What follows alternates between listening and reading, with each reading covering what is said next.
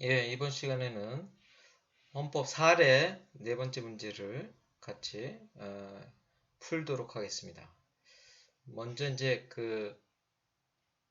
이 사례에 대한 사실관계를 정확히 이해해야지만 쟁점이나 중요한 문제들을 뽑아낼 수 있으니까 한번 같이 사례를 읽겠습니다. 사실관계를. A당 소속 정치인 갑은 2017년 12월 20일 실시된 대통령 선거에서 당선되어 2018년 2월 25일 제19대 대통령이 취임하였다. 2018년 6월 1일 국회 최대 교섭단체이자 야당인 B당 소속 국회의원 167명은 각종 국정 혼란에 대한 책임을 물어 갑 정부 초대 국무총리 정의에 대한 해임 건의안을 통과시켰다. 이에 갑은 오랜 정치적 동지인 정의에 대한 신임을 거듭 표명하면서 그에 대한 국회 해임 건의에 응할 수 없다는 것을 강력히 표명하였다. 그러나 전국의 불안정을 염려한 정의에 2018년 6월 29일 전격적으로 사표를 제출하자 갑은 정의의 충정을 받아들여 2018년 7월 2일 그의 사표를 수리하는 한편 2017년 9월 20일 위 대통령 선거 예비 후보자로 등록하여 활발히 선거운동을 벌이던 중 2017년 11월 24일 갑을 지지하며 사퇴한 무소속 정치인 을을 국무총리 후보자로 지명하여 국회에 국무총리 임명 동의 요구서를 제출하였다. 같은 날 갑과 을은 그들의 지지자들이 모인 가운데 진행된 사적인 기자회견장에서 을의 대통령 후보 사퇴 시 국무총리 후보자 지명과 관련된 어떠한 약속도 한 바 없으며 을을 후보로 지명한 것은 대통령 선거 후 지속된 을 지지자의 요청을 전향적으로 수용한 것이라고 주장하였다.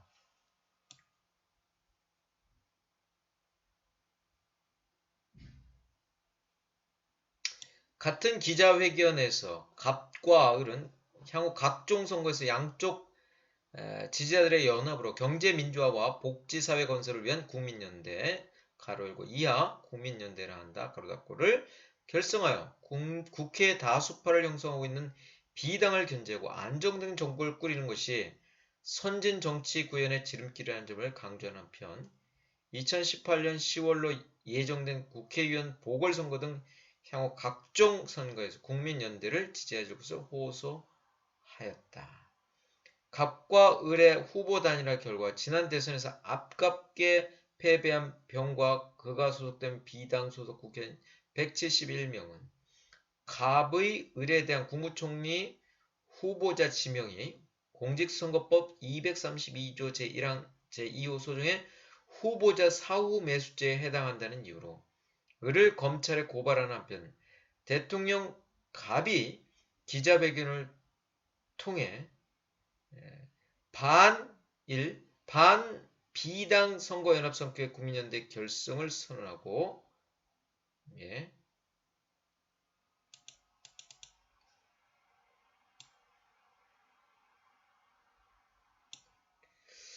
2번 향후 선거에서 국민연대에 대한 지지를 호소한 것은 각각 공무원의 선거 중립 의무를 규정한 공직선거법 제9조 1항을 위반한 것이라고 중앙선거관리위원회에 고발하였다.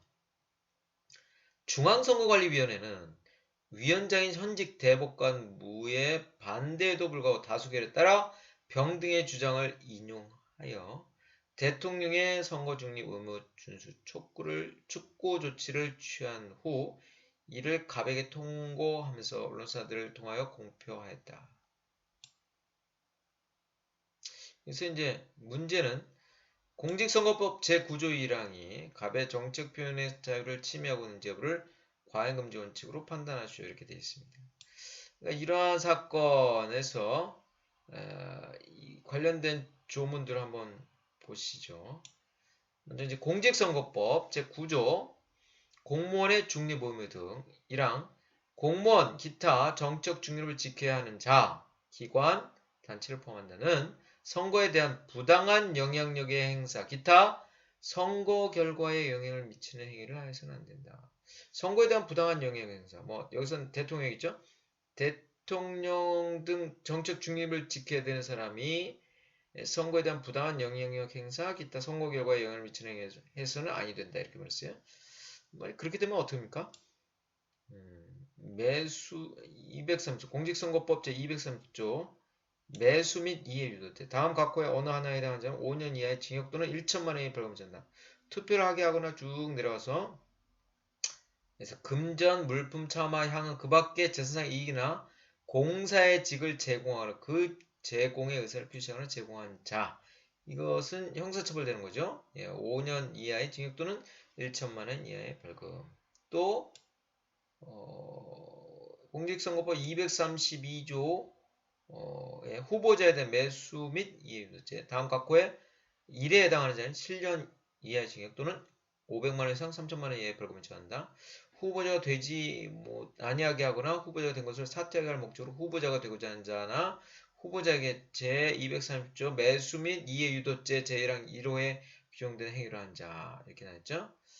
그 이익이나 직의 제공을 받거나 제공의 의사표시를 승낙한 자. 이렇게 되어 있습니다. 예. 그다음 2호 후보자가 되고자 하는 자를 중지하거나 후보자를 사퇴하는 데 대한 대가를 목적으로 후보자가 되고자 했던 자나 후보자이었던 자에게 제230조 제1항 1호에 규정된 행위를 한 자 또는 그 이익이나 직의 제공을 받거나 제공의 의사표를 승낙한 자 뭐 이렇게 되어 있습니다. 예. 이 사례에서 이제 문제는 공직선거법 제9조 1항이 갑의 정책 표현의 자유를 침해하고 있는지 여부를 과잉금지 원칙으로 판단하라는 겁니다.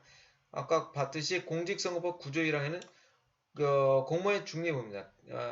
대통령 등 공무원이 정책 중립을 지켜야 되는 자인데 그 사람들이 선거에 부당한 영향력 행사, 기타 선거 결과에 영향을 미치는 행위를 해서는 안 된다 이렇게 되죠. 그러면 이렇게 처벌을 받을 수 있습니다. 후보자에 대한 매수 및 매수 이도죄 또는 뭐 그냥 매수 및 이해 유도죄 뭐 이런 것도 있습니다.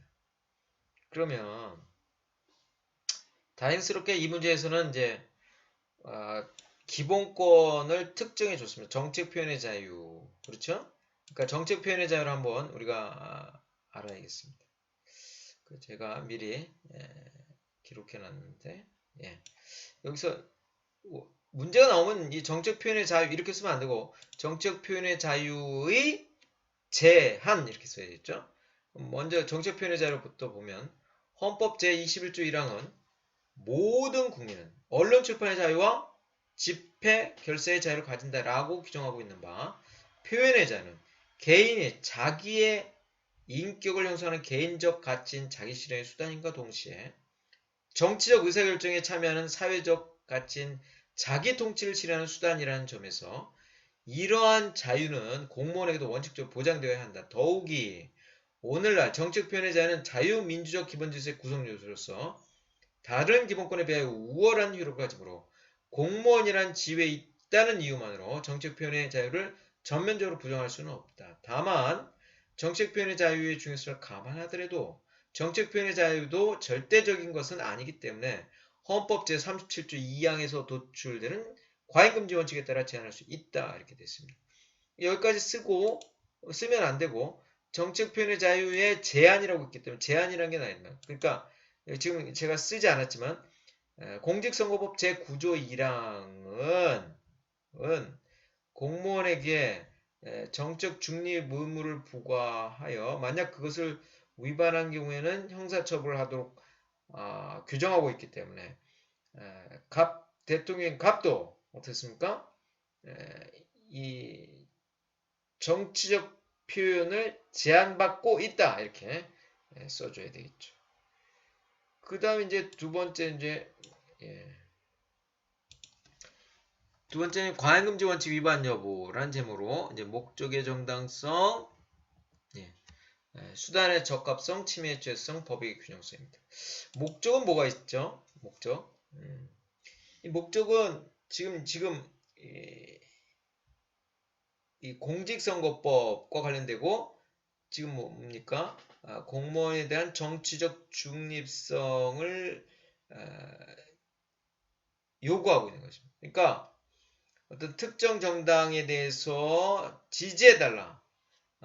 이렇게 말하는 것은 벌써 앞으로 있을 총선이나 이런데 선거의 공정성을 해칠 수 있기 때문에 공무원에게 정치적 중립성을 요구하는 거죠. 정치 표현의 자유는 인정되지만 선거의 공정성을 해치는 정책 표현은 안 된다는 거죠. 그러니까 여기서 목적은 이 공직선거법의 제일 중요한 목적은 선거의 공정성 확보라는 목적이겠죠. 선거의 공정성 확보를 위해서 특정 정당을 지지하거나 이런 것들을 약간 제한시키는 거죠. 그러니까 여기서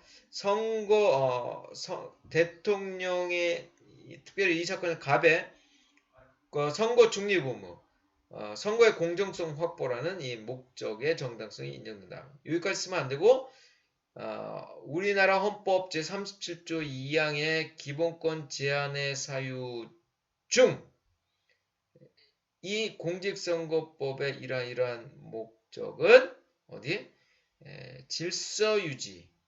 질서유지라는 사유에 부합하기 때문에 목적의 정당성이 인정된다. 이렇게 써야겠죠. 두 번째 이제 수단의 적합성입니다. 만약 이렇게 공무원의 정책 중립성을 요구하면서도 만약 그걸 위반하면 후보자에 대한 매수 및 이해 유도죄로 처벌하고 있습니다. 후보자에 대한 매수 및 이해 유도죄 또는 뭐 이런 공직선거법 그러니까 공직선거법 제9제 정책 중립 위반에 대해서는 또 형사처벌하는 규정이 있습니다. 이런 것들은 수단 형사처벌로서 공무원에게 뭘 합니까? 정치적 중립 의무를 이행하도록 이렇게 강요하고 있다. 이 수단의 적합성이 있다. 정책 중립성을 유지하게 만들 수 있다는 거죠. 침해 재수성. 이거는 이제 약간 이제 이게 두 가지가 왔다 갔다 할 수 있겠습니다. 왜냐하면 공무원에게 정책 중립성을 요구하는 것은 너무나 대통령을 포함한 공무원의 정책 중립성을 요구하는 것은 너무나 당연하다. 그렇기 때문에 여기도 형사처벌하는 것이 당연하다. 이렇게 갈 수도 있고 또 우리나라 헌법재판소처럼 대통령은 국가기관으로서 당연히 원칙적인 기본권의 주체가 아닌 기본권의 수범자이기 때문에 수범자이기지만 대통령도 자연인으로서의 지위에서 기본권 주체성을 인정할 수 있다. 그렇기 때문에 여기서는 자연인으로서의 지위에서 기본권 주체로서 정책 표현이 가능하다. 이렇게 말할 수가 있을 수도 있겠습니다. 그러면 어떻게 어떤 특정한 사건에서 어떤 행위가 국가기관의 기본권 주체성을 인정받는지 여부는 어떻게 판단하냐. 그러니까 자연인으로서의 지위로서 기본권 주체가 되는지는 어떻게 판단하냐. 그거는 공무원의 기본권이 어떤 기본권이냐. 기본권의 성격, 국가기관에서의 직무와 제한되는 기본권간의 밀접성, 관련성, 또 직무상 행위와 사적인 행위 간의 구별 가능성 이런 것들을 종합적으로 고려하여 결정해야 된다. 이렇게 말하고 있죠. 하여튼 이런 식으로 봐서 이게 사인으로서의 지위냐 헌법기관으로서의 지위에서 누리는 주체성을 인정받느냐 이런 것들을 잘 판단해서 기술해야 될 것 같습니다. 법의 균형성은 지금 말씀드렸듯이 선거의 공정성이라는 공익과 그 다음에 여기서 이 사익은 갑이 가지고 있는 정책 표현의 자유에 대한 제약받고 있는 불이익을 비교 형량에서 어느 것이 더 크냐 이것을 판단하면 되겠습니다. 항상 우리 사례에서 가장 중요한 과잉금지 원칙 위반 여부는 이러한 네 가지의 목차를 쓰시고 거기에 대해서 아주 상세하게 기술해야 된다. 이것을 다시 한번 강조드리면서 사례형을 훌륭히 기록하시기 바라겠습니다. 감사합니다.